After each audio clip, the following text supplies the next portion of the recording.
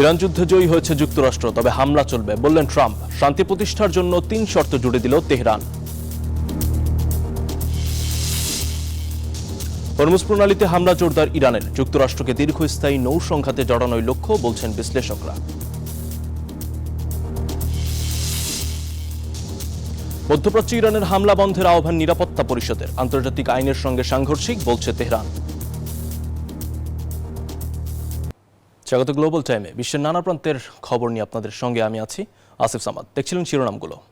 ইরানের উপর মার্কিন ইসরায়েলি হামলা গড়িয়েছে 13 দিনে। হামলা অব্যাহত রাখার ঘোষণা দিয়েছেন মার্কিন প্রেসিডেন্ট ডোনাল্ড ট্রাম্প। অন্যদিকে দীর্ঘমেয়াদী যুদ্ধের প্রস্তুতি নিচ্ছে ইসরায়েল। এমন পরিস্থিতিতে শান্তি ফেরাতে 3টি শর্ত দিয়েছেন ইরানের প্রেসিডেন্ট। পাশাপাশি মিনাবের স্কুলে ভয়াবহ হামলার জন্য যুক্তরাষ্ট্রকে দায়ী করে প্রমাণ থাকার দাবিও করেছে আয়াতুল্লাহ খামেনির দেশ। মধ্যপ্রাচ্যে বেড়েই চলেছে যুদ্ধের দামামা। 13তম দিনেও অব্যাহত রয়েছে ইরান ইসরায়েল যুক্তরাষ্ট্রের সংঘাত।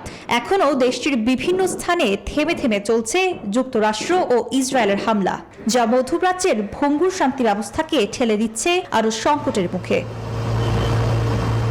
এরই মধ্যে মার্কিন প্রেসিডেন্ট ডোনাল্ড ট্রাম্প দাবি করেছেন, যুদ্ধে যুক্তরাষ্ট্র জয়ী হলেও এখনই হামলা থামানো হবে না। ইরানের 28টি মাইন স্থাপনকারী জাহাজ ধ্বংস করা হয়েছে বলেও জানান তিনি। তার এই আগ্রাসী মনোভাবে তৈরি হয়েছে সংঘাত আরও দীর্ঘ হওয়ার আশঙ্কা। যুক্তরাষ্ট্রের সুরেই কথা বলছে ইসরায়েল। দেশটির সেনাবাহিনী জানিয়েছে তারা দীর্ঘমেয়াদী যুদ্ধের জন্য প্রস্তুত। এরই মধ্যে লেবাননে হিজবুল্লাহর ঘাঁটিতে নতুন করে বিমান হামলা চালিয়েছে ইসরায়েলি বাহিনী, যা এই যুদ্ধকে আরো আঞ্চলিক সংঘাতের দিকে ঠেলে দিচ্ছে। এমন পরিস্থিতিতেই ইরানের প্রেসিডেন্ট মাসুদ পেজেশকিয়ান জানিয়েছেন, যুদ্ধ থামাতে মানতে হবে 3টি শর্ত: ইরানের বৈধ অধিকারের স্বীকৃতি, হামলার ক্ষতিপূরণ এবং ভবিষ্যতে আগ্রাসন না করার আন্তর্জাতিক নিশ্চয়তা। একই সাথে মিনাবের একটি স্কুলে ভয়াবহ হামলার জন্য যুক্তরাষ্ট্রকে সরাসরি দায়ী করে এর সপক্ষে প্রমাণ থাকার দাবিও করেছে ইরান। Desk report, news 24। এবার কি যুক্তরাষ্ট্রের ক্যালিফোর্নিয়ায় হামলা চালাবে ইরান? মধ্যপ্রাচ্যের চলমান উত্তেজনার মধ্যে গণমাধ্যমকে এমন আশঙ্কার কথাই জানালো এফবিআই। সীমান্তবর্তী জলসীমায় অবস্থানরত জাহাজ থেকেই হামলা হতে পারে বলে আশঙ্কা গোয়েন্দাদের। যদিও এই বিষয় নিয়ে উদ্বিগ্ন নন বলে জানিয়েছেন মার্কিন প্রেসিডেন্ট ডোনাল্ড ট্রাম্প। খামেনি হত্যার পর থেকে শত্রুদের উপর হামলার মাত্রা আরও বাড়িয়েছে ইরানের ইসলামী বিপ্লব গার্ড বাহিনী আইআরজিসি। হামলার জবাবে ইরানিরা মধ্যপ্রাচ্যের মার্কিন ঘাঁটি করছে তছনছ। নতুন প্রজন্মের অস্ত্র উন্মোচনের হুমকি দিয়ে ইসরায়েল জুড়ে চলছে আইআরজিসির তাণ্ডব। এই পরিস্থিতিতে আরও এক চাঞ্চল্যকর তথ্য দিল যুক্তরাষ্ট্রের প্রধান ফেডারেল আইন প্রয়োগকারী এবং অভ্যন্তরীণ গোয়েন্দা সংস্থা এফবিআই। সংস্থাটি মার্কিন একাধিক গণমাধ্যমকে জানায়, যুক্তরাষ্ট্রের ক্যালিফোর্নিয়ায় হামলা চালানোর পরিকল্পনা করছে ইরান। ক্যালিফোর্নিয়ার আইনশৃঙ্খলা বাহিনীকে দেওয়া এফবিআইয়ের এক সতর্ক বার্তায় এমন আশঙ্কার কথা জানানো হয়েছে। গোয়েন্দা তথ্যে বলা হয়, মার্কিন উপকূলে অবস্থানরত কোনো অপরিচিত জাহাজ থেকে ড্রোন ব্যবহার করে অজানা লক্ষ্যবস্তুতে আঘাত হানতে পারে তেহরান। গোয়েন্দাদের ধারণা, হামলার প্রয়োজনীয় সরঞ্জাম অনেক আগে থেকেই সেখানে মজুত করা হয়েছে। তবে যুক্তরাষ্ট্রের মাটিতে ইরান সমর্থিত হামলা নিয়ে উদ্বিগ্ন নন বলে জানান মার্কিন প্রেসিডেন্ট ডোনাল্ড ট্রাম্প। যদিও ক্যালিফোর্নিয়ার গভর্নর গ্যাভিন নিউসম সম্ভাব্য এই হুমকি মোকাবিলায় জরুরি সেবা দফতরের সঙ্গে সমন্বয় করে কাজ করছেন বলে নিশ্চিত করেন। তবে এই বিষয়ে এখনো কোনো মন্তব্য করেনি তেহরান। আফরিন মৌ, নিউজ 24। হরমুজ প্রণালীতে যুক্তরাষ্ট্রের সামরিক চাপ ও উত্তেজনা সমুদ্রপথটিকে আরও বিপজ্জনক করে তুলেছে। মাইন পেতে এবং বাণিজ্যিক জাহাজে হামলা চালিয়ে এই গুরুত্বপূর্ণ নৌপথে অস্থিরতা বাড়াচ্ছে ইরান। সর্বশেষ পারস্য উপসাগর ও হরমুজ প্রণালীতে অন্তত 6টি জাহাজে হামলার খবর পাওয়া গেছে। বিশ্লেষকদের মতে এর মাধ্যমে যুক্তরাষ্ট্রকে একটি জটিল ও দীর্ঘস্থায়ী নৌসংঘাতে জড়ানোর কৌশল নিয়েছে তেহরান। যুক্তরাষ্ট্র, ইসরায়েল ও ইরানের চলমান উত্তেজনায় এখন গুরুত্বপূর্ণ রণক্ষেত্রে পরিণত হয়েছে হরমুজ প্রণালী। কৌশলগতভাবে অত্যন্ত গুরুত্বপূর্ণ এই নৌপথে নৌমাইন বসানো শুরু করেছে তেহরান। একই সঙ্গে কার্গো বা বাণিজ্যিক জাহাজ লক্ষ্য করেও হামলা চালানো হচ্ছে। এতে বৈশ্বিক জ্বালানি সরবরাহ ও আন্তর্জাতিক বাণিজ্যে বড় ধরনের উদ্বেগ তৈরি হয়েছে। ইরানের দাবি, ইসরায়েল ও যুক্তরাষ্ট্রের সাম্প্রতিক হামলা এবং ইরানের শীর্ষ কর্মকর্তাদের হত্যার প্রতিশোধ হিসেবেই এসব পদক্ষেপ নেওয়া হচ্ছে। তবে বিশেষজ্ঞরা বলছেন, এর মূল লক্ষ্য বৈশ্বিক জ্বালানি সরবরাহ ব্যবস্থায় বিঘ্ন ঘটিয়ে পশ্চিমা শক্তিকে চাপে ফেলা। ইরানের মূল লক্ষ্য যুক্তরাষ্ট্রকে এমন একটি যুদ্ধে টেনে আনা যা তেহরানের জন্য লড়াই করা বেশ সহজ হবে। ডোনাল্ড ট্রাম্প এই যুদ্ধে জড়ালে যুক্তরাষ্ট্র বেশ ক্ষতির মুখে পড়বে, যার একটি বড় নেতিবাচক প্রভাব মার্কিন অর্থনীতি ও রাজনীতিতে পড়বে। বলা হচ্ছে, সামরিকভাবে যুক্তরাষ্ট্র ও তার মিত্রদের ইরানকে মোকাবেলার সক্ষমতা থাকলেও কাজটি অত্যন্ত কঠিন ও ব্যয়বহুল। এই ধরনের সংঘাত ঠেকাতে ব্যাপক সামরিক প্রস্তুতিও প্রয়োজন। পাশাপাশি বাণিজ্যিক জাহাজের নিরাপত্তা নিশ্চিতে বিমা বা ইন্স্যুরেন্স ব্যবস্থাও বড় চ্যালেঞ্জ হয়ে দাঁড়িয়েছে।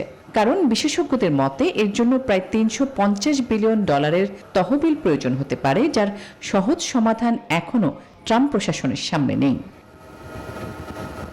আসমাতুলি, নিউজ 24।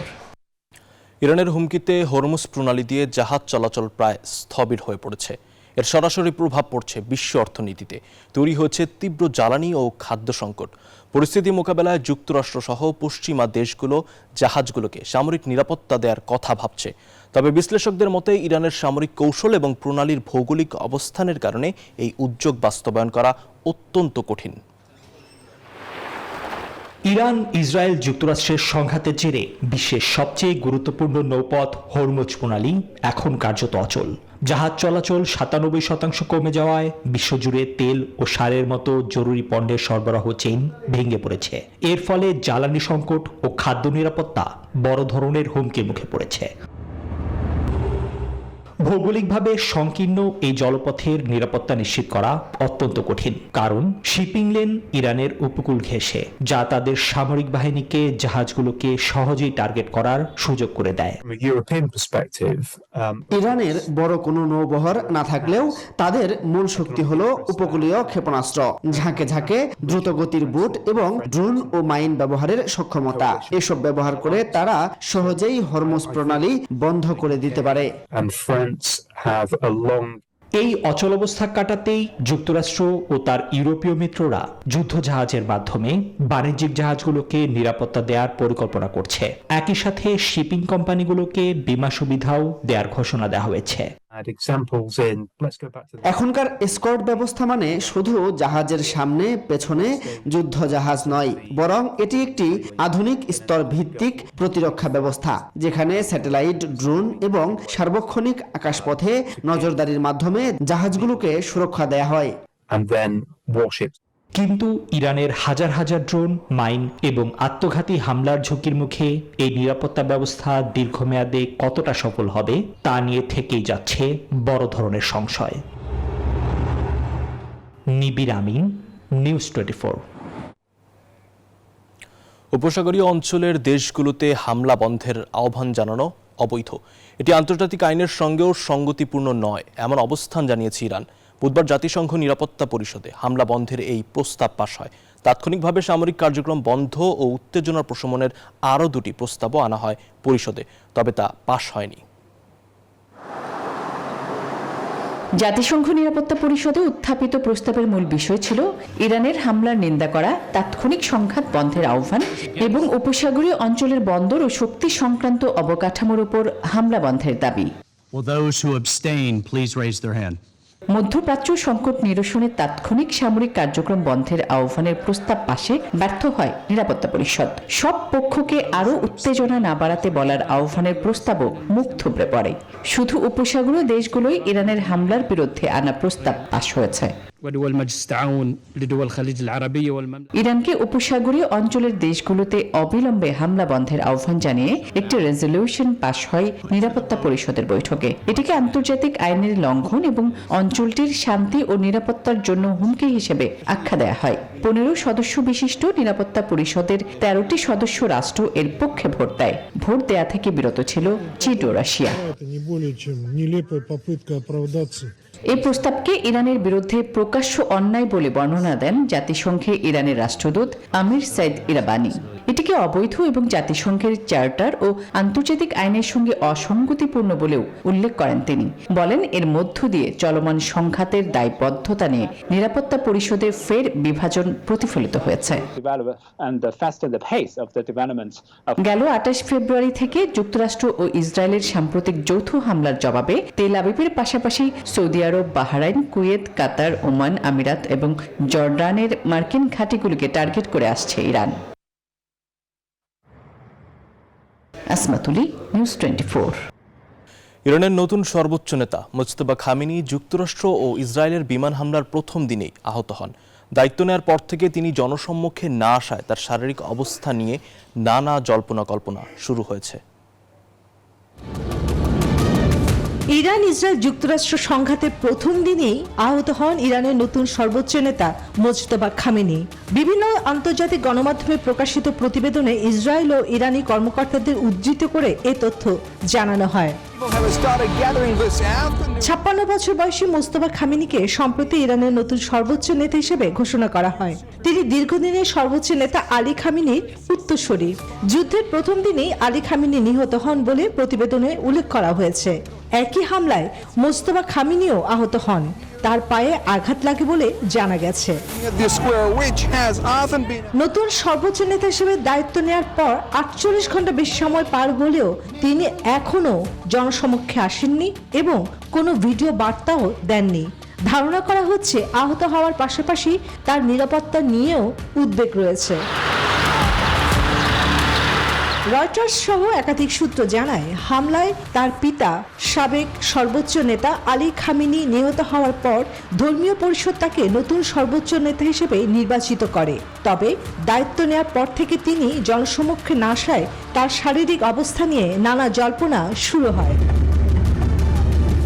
ইসরায়েল ও ইরানি কর্মকর্তাদের বরাতে প্রকাশিত খবরে বলা হয়েছে, প্রথম দিনের হামলায় তার পায়ে আঘাত লাগে, কিন্তু তিনি জীবিত এবং রাষ্ট্রীয় দায়িত্ব পালন করছেন। ইরানের প্রেসিডেন্টের পরিবারের পক্ষ থেকেও জানানো হয়েছে, তিনি আহত হলেও নিরাপদ ও সুস্থ আছেন, উদ্বিগ্ন হওয়ার মতো পরিস্থিতি নেই। চন্দ্রা, নিউজ 24।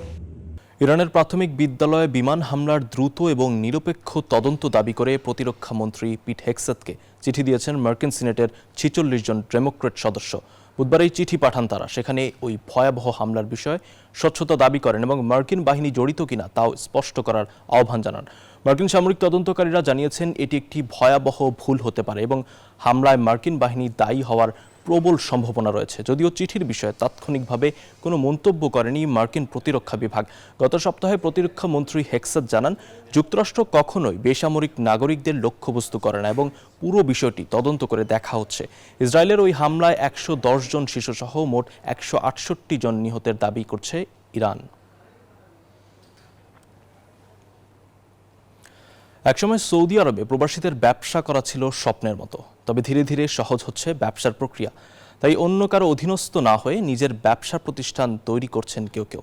রুস্তম খানের তথ্য চিত্রে ডেস্ক রিপোর্ট। প্রতি বছর বাংলাদেশ থেকে অনেক মানুষ প্রবাসে পাড়ি জমান সচ্ছল জীবনের আশায়, যাদের বেশিরভাগই কাজ করেন শ্রমিক হিসেবে। সুযোগ না থাকায় চাইলেও নিজের নামে ব্যবসা প্রতিষ্ঠান তৈরি করতে পারেননি অনেকে। তবে ধীরে ধীরে সহজ হচ্ছে ব্যবসার প্রক্রিয়া। সৌদি আরব ভিশন 2030-এর সুবাদে উন্মুক্ত বাণিজ্য বাজারকে কাজে লাগিয়ে তৈরি হচ্ছে স্বাধীন বাংলাদেশি মালিকানা ভিত্তিক প্রতিষ্ঠান। ব্যবসা করার জন্য এদেশের সৌদি সরকার অনেক সুযোগ সুবিধা দিয়েছে, অনেক ফ্যাসিলিটি দিয়েছে। আপনারা নিশ্চিন্তে ব্যবসা করতে পারবেন। এখানে ব্যবসা করার অনেক সুযোগ সুবিধা আছে। বৈধ পথে রেমিটেন্স বাংলাদেশে পাঠানোর জন্য অনেক বড় ভূমিকা রাখছে। তার সাথে সাথে আমরা যারা বেকার আছে তাদের কর্মস্থানের জন্য ওনাদের অনেক ভূমিকা। তারই ধারাবাহিকতায় রেস্তোরাঁ, সেলুন সহ বিভিন্ন প্রতিষ্ঠান গড়ে তুলেছেন কুমিল্লার কোটবাড়ির আবুল কাশেম। নিজের প্রতিষ্ঠানে কর্মসংস্থানের ব্যবস্থা করেছেন 30 জন বেকার শ্রমিকের। আমার 2-3টা কর্মসংস্থান আছে, ওদের মধ্যে একটা সেলুন, 2টা হোটেল, প্রায় 20 থেকে 30 জন লোক চাকরি করে। সবার কর্মসংস্থান নিয়ে খুব ভালো আছি। ইনশাল্লাহ ভবিষ্যতে আরো কিছু করার মতন চিন্তা ভাবনা করতেছি। আমি জব করতে বাংলাদেশি ভাইয়ের সাথে আর কি যোগাযোগ কইলা আমি একটা বাংলাদেশের সেলুনেই বলতে গেলে সেলুনের মধ্যে আমি জব করতেছি। আমার মনে হইতেছে আমার বাংলাদেশে আমি আছি। কর্মসংস্থান তৈরি হওয়ার পাশাপাশি সৃষ্টি হচ্ছে বৈধ পথে রেমিটেন্স বৃদ্ধির সুযোগও। এ ব্যাপারে বাংলাদেশ সরকার প্রবাসীদের পাশে থাকবে বলে আশাবাদী প্রবাসী বাংলাদেশিরা। Desk report, news 24। এ ছিল গ্লোবাল টাইমে, আর এতক্ষণ সঙ্গে থাকার জন্য ধন্যবাদ।